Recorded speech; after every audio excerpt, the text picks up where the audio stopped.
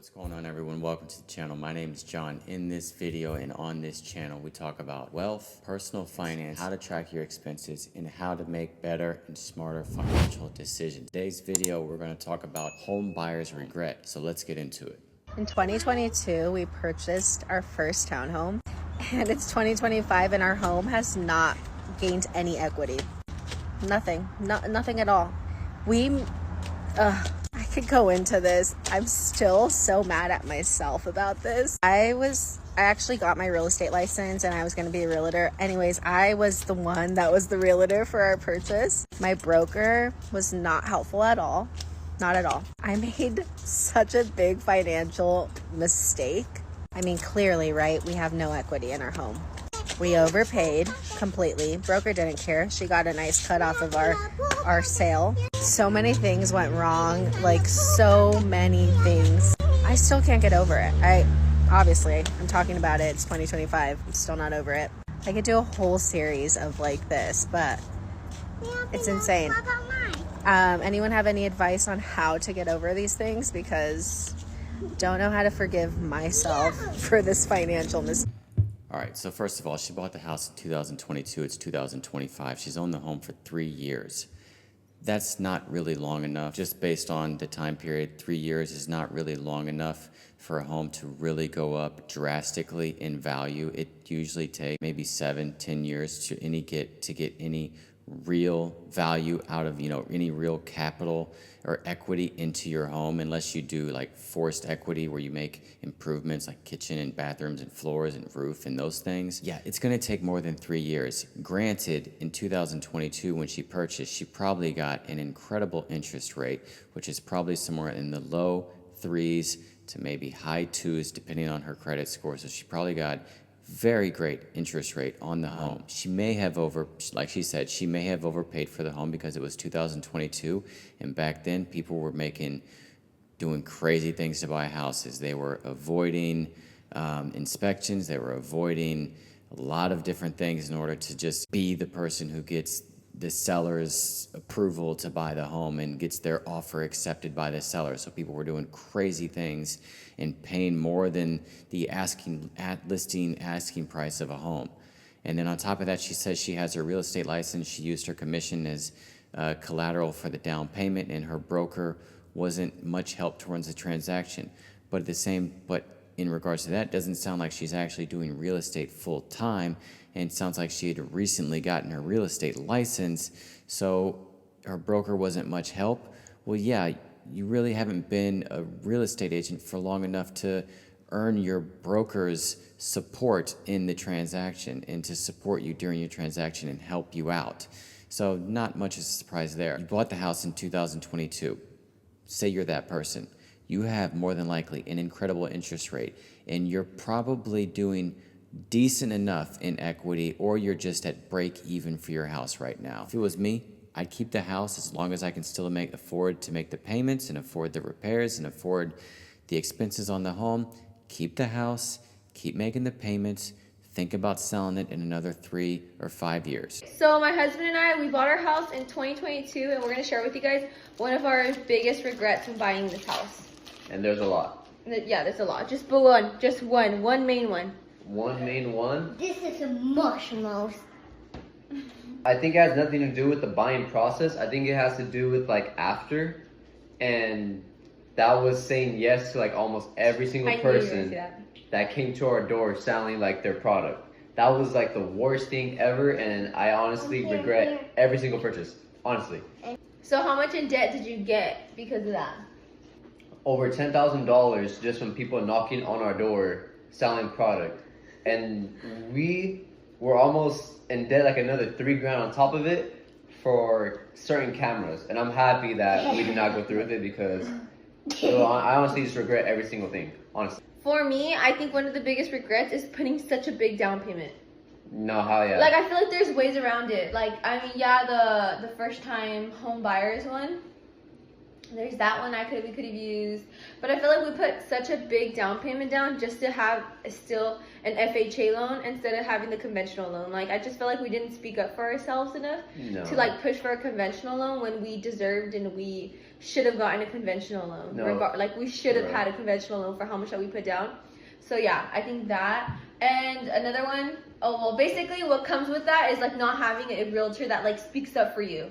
That's something that like I would have pushed harder for. No, yeah. I mean, at the time, dude, like we were super young. Like I was 19 and you were 18? 18. So we were like, just we had no desperate. idea. Yeah, we had no idea what we were doing. I think we're already like in a tough position where we wanted to get out already. So we just wanted the house as fast as we could. Yeah. So it was like really like. We just did whatever to get a house, but yeah. I regret not like waiting like 2 more months when we could have put nothing down. No, for sure. And yeah. had saved so much, thousands, tens of thousands of dollars. First thing that they talked about was all the vendors that are coming to their house trying to sell them items and things that they might need for their home, probably like a home security system, cameras for the house, lawn care maintenance perhaps, home cleaning products, anybody coming to their house, knocking on the door trying to sell something to them. And it seems like they fell for that a few times, and they went into debt because of it, because maybe the things these people were selling were shiny and looked fancy and looked fun and looked like something they might need for their house, when really they didn't need probably majority of it, if not all of it.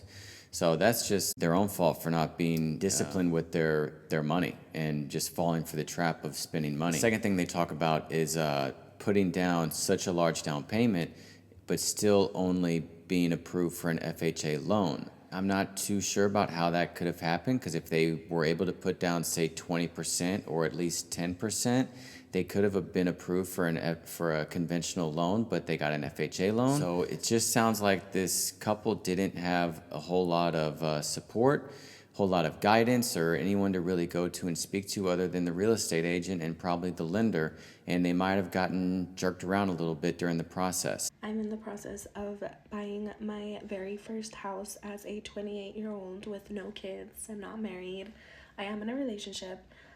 I close in 7 days, and I feel like I should be super excited right now and happy, but in reality, I am terrified.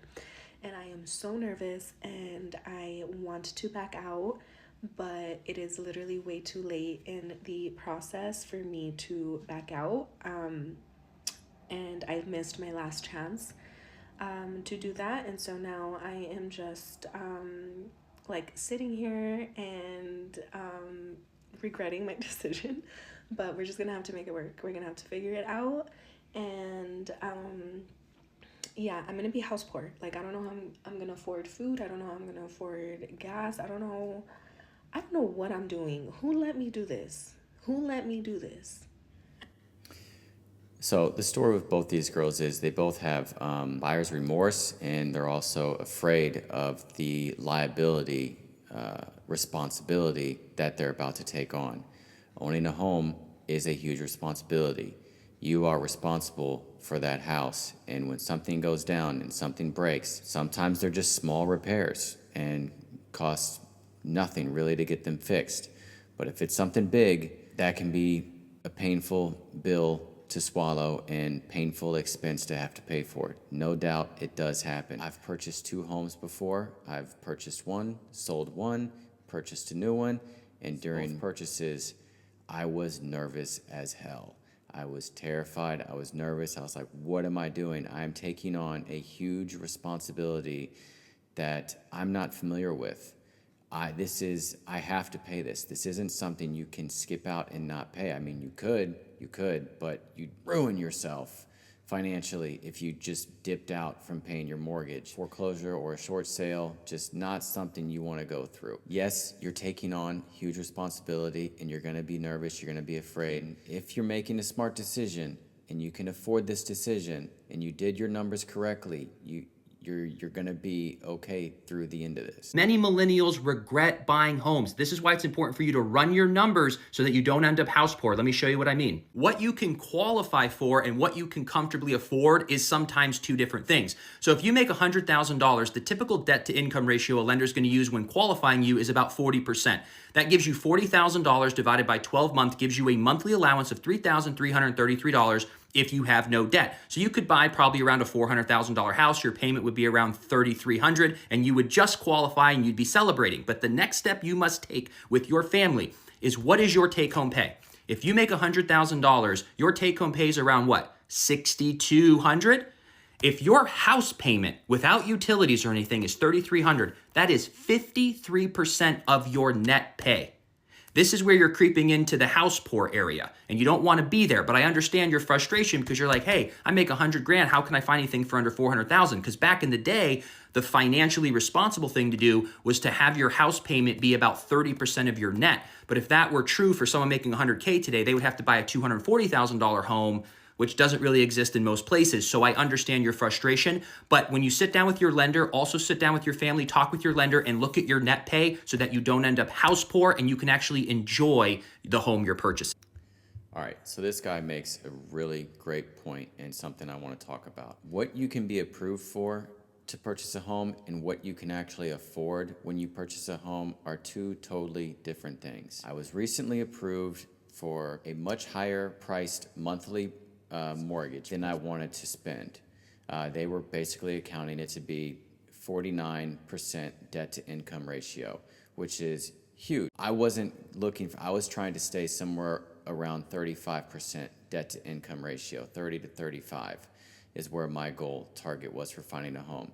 So the point is, just because the bank approves you for this massive monthly payment every month towards a home doesn't mean you should take it, because the bank is not taking into account the electric bill, the gas bill, the water bill, garbage, sewer, Wi-Fi for the house. The bank is not considering all your utilities against your debt to income.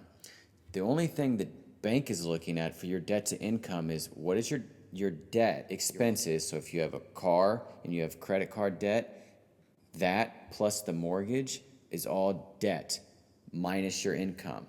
And if that is any more than 49%, they don't approve you for the house. Even if you can be approved for up to 49% debt to income ratio, doesn't mean you should afford that, buy that house. Write down how much of a monthly mortgage you want to have on a home, principal, interest, taxes, and insurance.